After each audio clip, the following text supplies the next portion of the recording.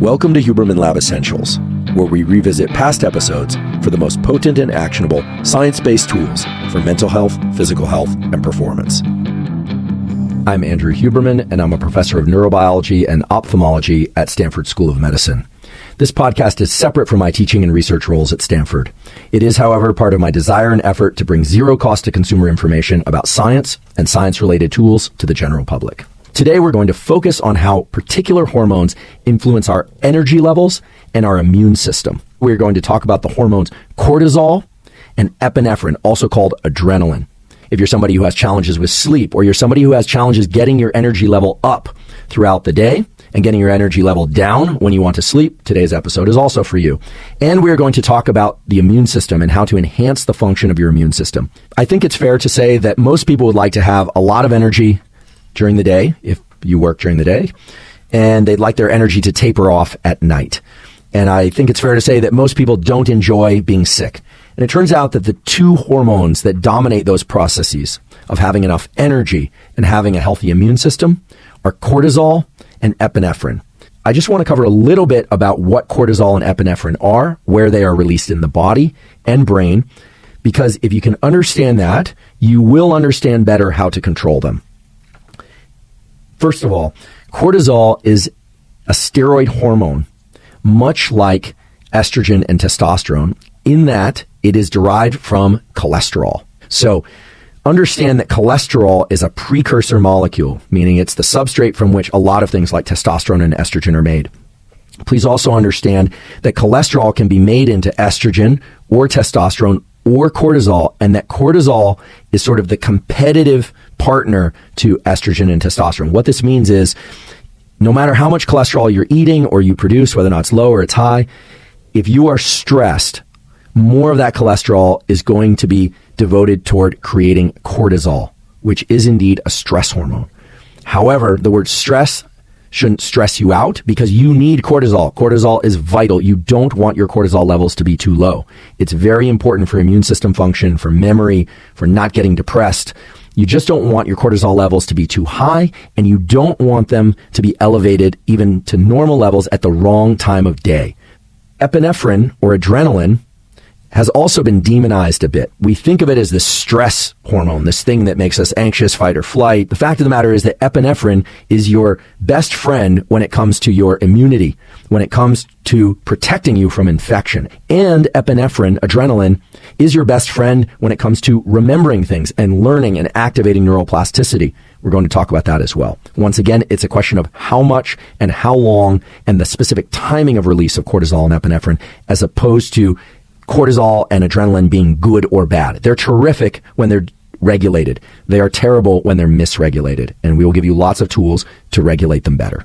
Cortisol Biology 101 in less than 2 minutes. Your brain makes what we call releasing hormones, and in this case, there's corticotropin releasing hormone, CRH, is made by neurons in your brain. It causes the pituitary, this gland that sits about an inch in front of the roof of your mouth and the base of your brain, to release ACTH. ACTH then goes and causes your adrenals, which sit above your kidneys and your lower back, to release cortisol, a so-called stress hormone. But I would like you to think about cortisol not as a stress hormone, but as a hormone of energy. It produces a situation in the brain and body whereby you want to move, and whereby you don't want to rest, and whereby you don't want to eat, at least at first.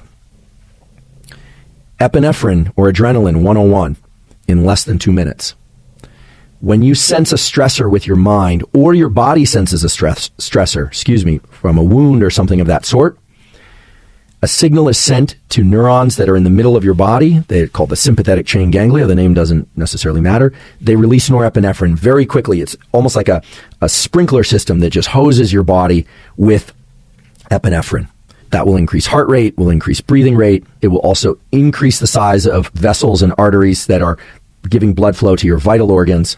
You also release adrenaline from your adrenals, again, riding atop your kidneys. And you release it from an area of your brain called locus ceruleus, and that creates alertness in your brain.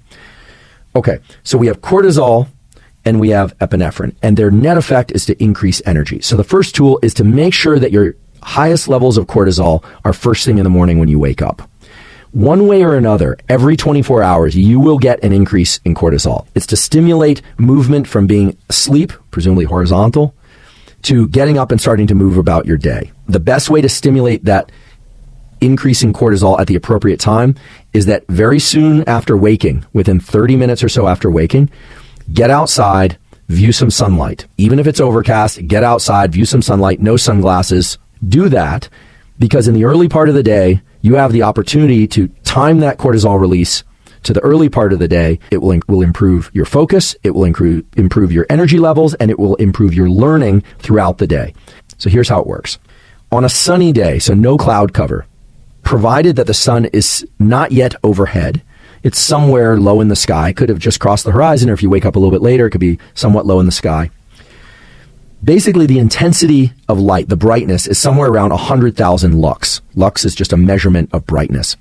On a cloudy day, it's about 10,000 lux. Okay, so tenfold reduction.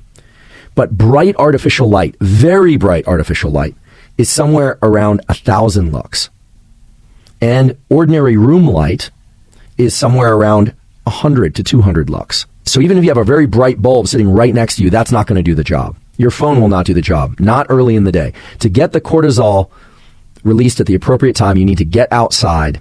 So let's just set a couple general parameters. If it's bright outside and no cloud cover, get outside for 10 minutes. If it's a cloudy day, dense overcast, you're probably going to need about 30 minutes. If it's light cloud, broken cloud cover, it's probably going to be somewhere between 10 and 20 minutes. This is why it's vital to get this light on a regular basis, to get that cortisol released early in the day.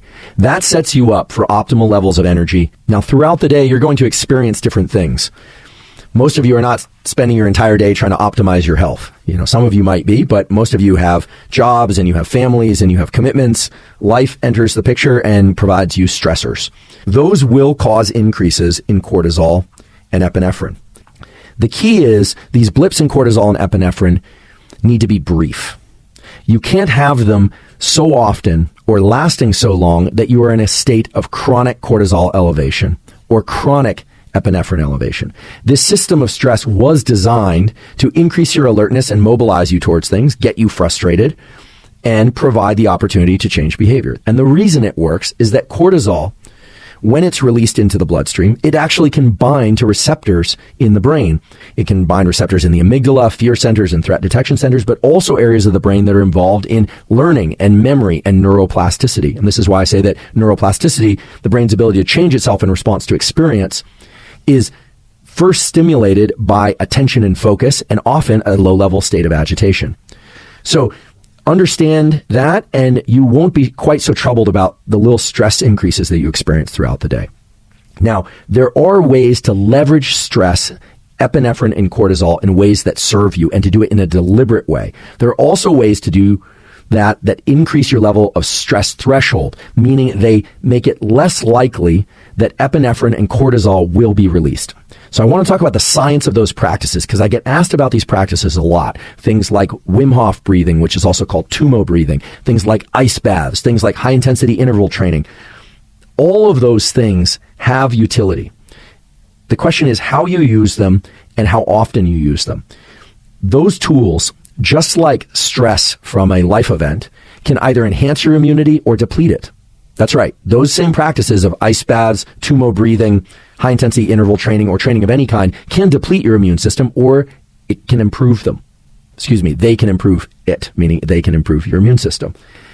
The key is how often you use them and when. And so I want to review that now in light of the scientific literature, because in doing that, you can build practices into your daily or maybe every other day routine that can really help buffer you against unhealthy levels of cortisol and epinephrine, meaning cortisol increases that are much too great or that last much too long. Epinephrine increases that are much too great or that last much too long. Let's say somebody tells you something very troubling, or you look at your phone and you see a text message that's really upsetting to you.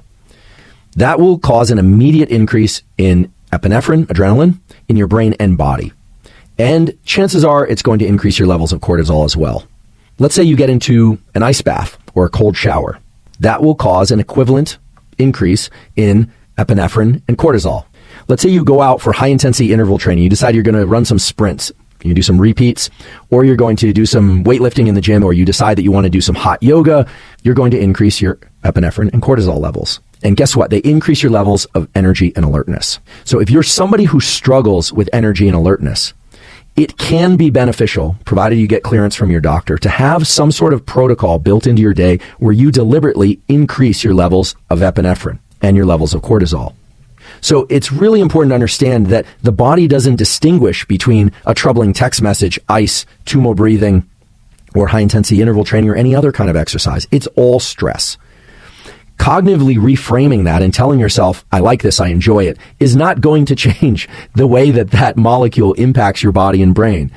I sort of chuckle because people would love to tell you that all you have to do is say, oh, this is good for me. No, what it does to tell yourself that it's good for you or that you enjoy it is that it liberates other molecules like dopamine and serotonin that help buffer the epinephrine response.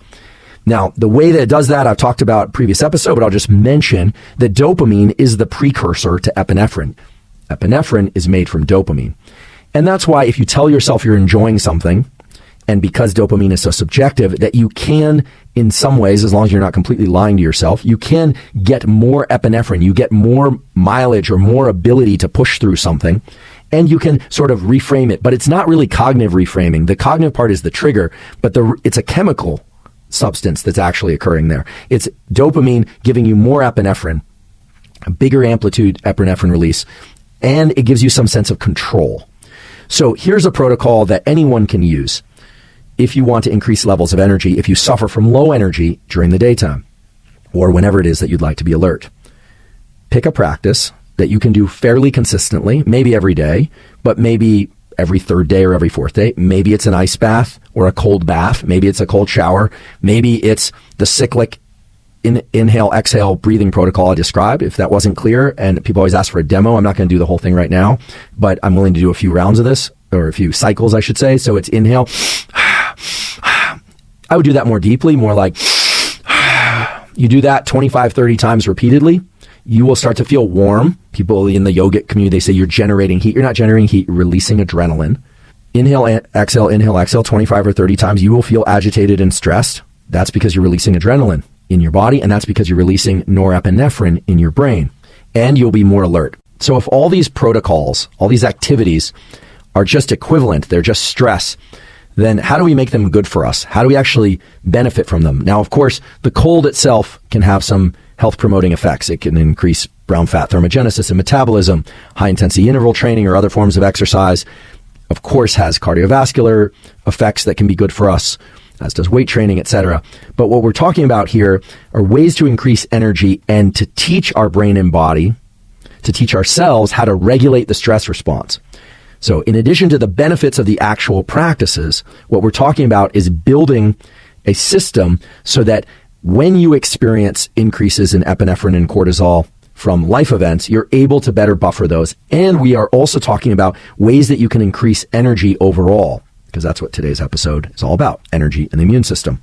There's a biological mechanism that's very important if you want to do those things. Increase energy and your immune system on demand. Learn to buffer stress on demand in real time. And it means taking these protocols, these practices, whether or not it's cold water or ice bath or exercise or any of those, and making one small but very powerful adjustment in how you perform them. But in order to make that adjustment, I can't just tell you the adjustment. I have to tell you the mechanism so that you know if you're doing it correctly or not. This is really a case where if you can understand a little bit of mechanism, you will be far better off than just adopting protocols. Cortisol, as I mentioned, is released from the adrenals. So it can have action both in the body and in the brain. Cortisol can cross the blood-brain barrier. Epinephrine cannot. That's one of the reasons why it's released both from the adrenals in your body and released from this brainstem area, the locus coeruleus in your brain. That's a powerful thing, because what it means is that the body can enter states of readiness and alertness while the mind remains calm. So I'm presuming at this point that you're getting your morning light to time your cortisol increase. I'm presuming that you want more energy or that you want to increase your immune system's function and its ability to combat infections of various kinds. Now, the simplest way to describe how to do that would be in the context of cold water or a breathing protocol. Let's presume cold water. So let's say you decide you're going to take a cold shower. You get into the cold shower, and if it's cold enough, that will be stressful. You will experience an increase in epinephrine. It will increase your alertness. Now, you're using this as a practice, as a tool to build, you could call it resilience, but the ability to stay calm in the mind while being stressed in the body. Epinephrine's in the body. And you do that by subjectively trying to calm yourself. Now, you can do that by telling yourself it's good for you, by emphasizing your exhales, anything that you can do to try and stay calm despite the fact that you are in a heightened state of alertness. You could do this with exercise, you could do this with music, pretty much anything that will give you a really heightened state of alertness offers you the opportunity to try and stay calm in the mind. What you're trying to do at a mechanistic level is to have adrenaline released from the adrenals, but not have adrenaline, epinephrine released from the brainstem to the same degree. So you're not just trying to buffer this. You're not trying to say, oh, this is good for me, this is good for me, I'm going to grind this out. You're not trying to grind it out. You're trying to move through this calmly while maintaining alertness. In the immediate period following that practice, your system, your entire brain and body are different. Your body is actually primed to resist infection when you have high levels of epinephrine in it for short periods of time. So the scientific study that explored how increasing adrenaline in the body can improve immune resistance is grounded in a well-known phenomenon that increases in stress actually protect you against infection in the short term. So I want to look at the classic data first, describe what was done, and then I want to talk about the more recent study, which is immediately actionable. There are a classic set of studies that are really based mainly on the work of somebody named Bruce McEwen, who was at the Rockefeller University in New York. I'm not going to go through all the details of the study, but essentially what they were doing was exposing subjects to some sort of infection, either bacterial or viral infection, and inducing stress. Sounds like a double whammy, right? You'd think that maybe getting a little electric foot shock or cold water exposure or something to increase your levels of stress and adrenaline would just make the effects of the infection worse. But no, quite the opposite. Brief bouts of stress, which now you should be thinking about in terms of cortisol and epinephrine release, were actually able to increase immune system function. The duration here is really important because if stress stayed too high for too long, then yes, indeed, stress can hinder the immune response. But for a period of about 1 to 4 days, it actually can protect you by way of increasing the immune response. There's a human study that I definitely want to point out to you because it was published more recently than the McEwen work. The title of the paper is Voluntary Activation of the Sympathetic Nervous System. That's the system that causes fight or flight, and aka stress. This is Cox, K-O-X et al., PNAS, Proceedings of the National Academy of Sciences, 2014, and they incorporate the ever-famous Wim Hof breathing. Here's what they did. They injected people with E. coli, and they had groups that either did the sorts of breathing I've been describing that increase adrenaline release, although I should say I don't think you need that breathing to get adrenaline release. You could do it with cold exposure. You could do it with other things, high-intensity interval training as well. And what they found was that the response to the E. coli was quite different in the people that had a protocol, in this case breathing, to increase adrenaline. So this is a remarkable study because what they found was that the fever, the vomiting, all the negative effects of E. coli, many of them, and in some cases all of them, were greatly attenuated by way of engaging the adrenaline system. The point is, you can control your immune system by finding a way that you can increase adrenaline. And this runs counter to what we always hear, which is don't get too stressed or you will get sick. Learn to control adrenaline, turn it on and turn it off. Learn to control cortisol, turn it on with light in the morning, try and turn it off, and then when it spikes because of life events, learn to turn it off. Learning to turn on and off adrenaline, aka epinephrine, and learning to turn on and off cortisol affords you the ability to turn on energy and focus and your immune system. That's the most important point from today's podcast. And understanding that it doesn't matter what protocol you use. Maybe it's a cup of coffee and running up a hill 5 or 6 times. That will improve your immune system function if you get adrenaline in your system. You can use an ice bath. You can use a cold bath. It really doesn't matter.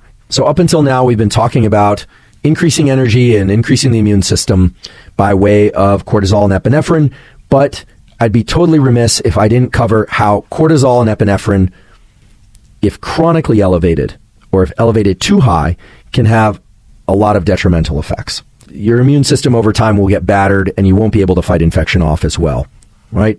You can start laying down the sort of classic pattern of cortisol-induced body fat. Why do we seek high fat and or high sugar foods when we are stressed for a while? Why would that be?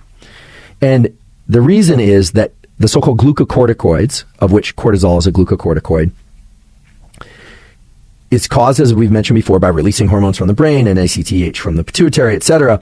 But normally, high levels of glucocorticoids shut off the releasing hormones in the brain and in the pituitary. They shut down in a so-called negative feedback loop. Chronic stress, however, stress that lasts more than 4 to 7 days, causes changes in the feedback loop between the adrenals and the brain and the pituitary, such that now the brain and the pituitary respond to high levels of glucocorticoids, cortisol, by releasing more of them. It becomes a positive feedback loop.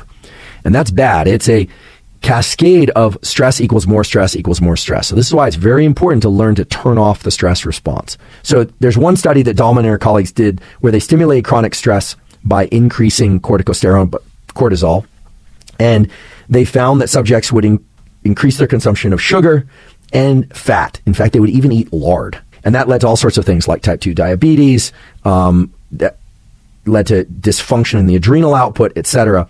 And so the real key is to learn to shut off the stress response. And you should watch yourself next time you experience stress. If it's a short-term bout of stress, typically it blocks hunger. If it's a longer bout of stress, typically it triggers hunger, in particular for these so-called comfort foods, sugary and fatty foods. Other bad effects of stress is that, yes, indeed, stress can make you go gray. Pigmentation of hair, just like pigmentation of skin, is controlled by melanocytes. Well, it turns out that activation of the so-called sympathetic nervous system, which is really just another name for the system that liberates adrenaline from the adrenals and epinephrine in the brain, drives depletion of melanocytes in hair stem cells. So indeed, there's a rate of aging that we will undergo based on our genetics, but stress will make us go gray. How do I know the difference between chronic and acute stress, and how do I keep chronic stress at bay? Once again, getting your light and your feeding and your exercise and your sleep on a consistent schedule, or consistent-ish, is going to be the most powerful thing you can do in order to buffer yourself against negative effects on mental health and physical health for that matter. There are things that one can take, supplements, prescription drugs, etc. All supplements, of course, have to be checked out for their safety margins for you, because it's going to differ from person to person. You're responsible for making sure they're safe for you if you decide to use them. One of the most common ones is ashwagandha. It has a very strong effect on cortisol itself. How strong? The decrease in cortisol noted in humans is 14.5 to 27.9% reduction in otherwise healthy but stressed humans.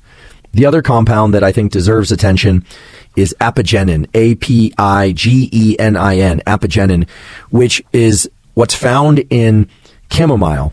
I take it before bedtime, 50 milligrams.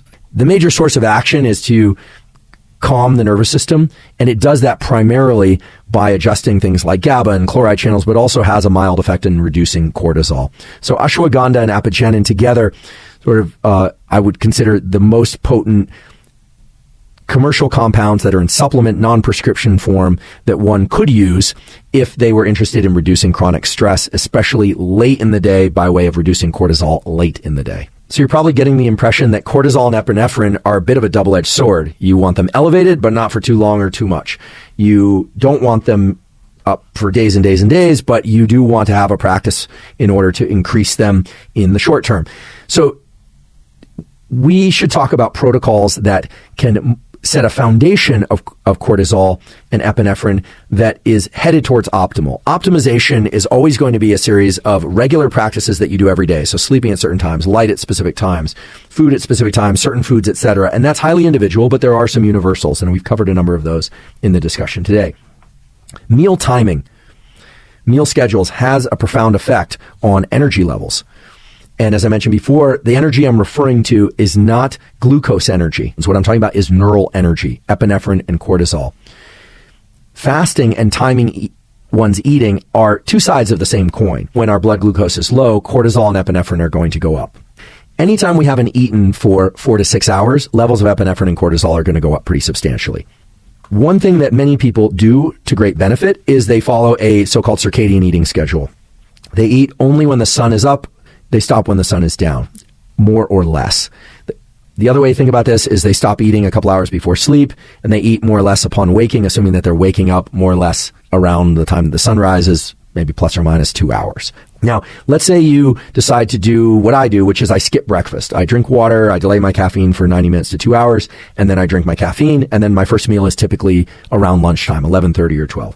So I've got a cortisol increase, I've got my sunlight in the morning, so I'm getting a big pulse in energy early in the day. And yes, there's a little bit of agitation. I am hungry sometimes early in the day, sometimes no.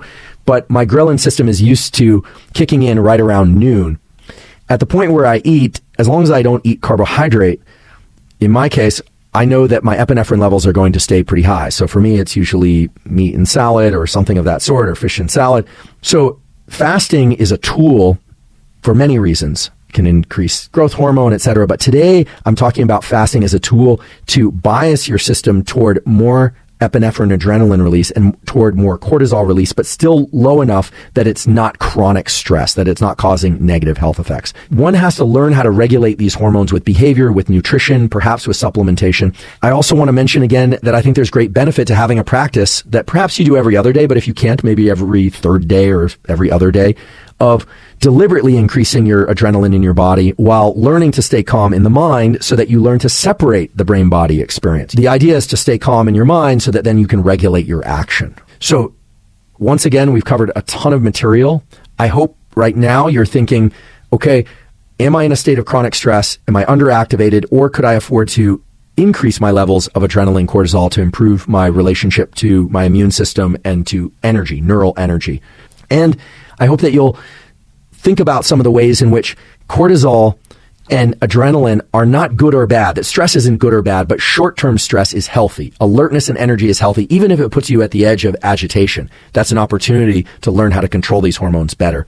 And I hope that if you're in a state of chronic stress, that you'll do things to start tamping down some of that stress, and that you realize that your nervous system and your hormone system are linked, but they're linked in ways that you can control, that we don't have to be slaves to our hormones, and certainly not the hormones that cause us stress. We can learn to control those both to the benefit of our body and benefit of mind. Thank you for joining me for what I hope was an informative discussion and an actionable discussion about how to increase energy and the immune system by way of cortisol and adrenaline, epinephrine. I really appreciate your willingness to learn new topics as well as to embrace and think about new tools and whether or not they're right for you.